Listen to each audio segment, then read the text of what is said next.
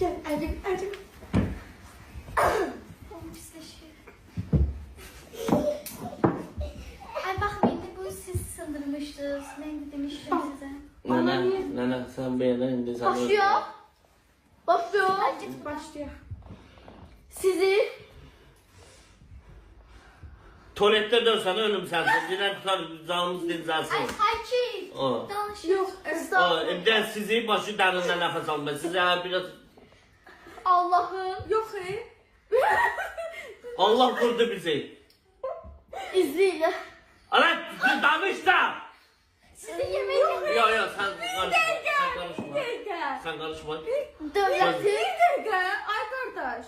Ne daygalıysa? Sen biz Olsun başka da daygalıyım. yok Ad soyad, ata adı, ana adı soruşup burada bize imza çəkdirməyəsən, bizi yalandan evləndirirsən sən. Hayatsan keçini bilmem bu arvad neyini bu. Birinci saksındı, neynəmiş bu? Yok bunun arvadı kıskancı namin patko değil ona.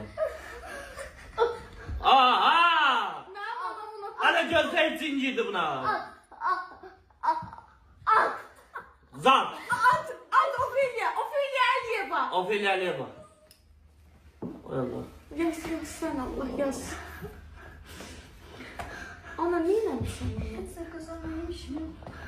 Sen yer orası. Allah ilerleriz. Adı. Murat. Sen oldu kızım. Sıra.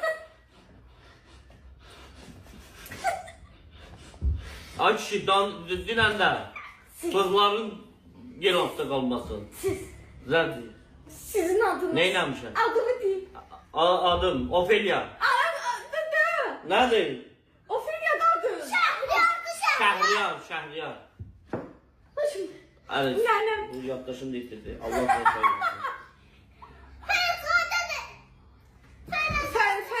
Ferəcov. Bir gözüyle görüm nerede İran bu? Bak etmekçi mamma aldığımızı bir tadamını aldığımızı soruyor. Of ne olur. Aran ağrıyor. Abi öldü. Özüm öldü. Anam nəsə qatmış olmaz. Anımı bilmem. Sen masa atıldıra. Gözleri atasını atar. Atasını atar. Ay kız ben sana atıldıra maçı. Ne? Şiddet Ne? dedi kız dedi. Yok kız demedim.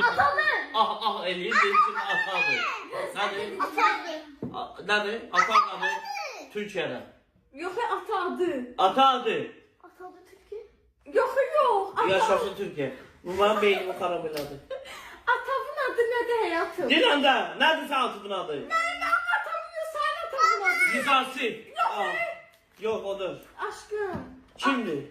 Atasının adı nədir? Nədir? Nənə, oğlumun adı nədir nənə? Benim adım nedir? Atamın adı nedir?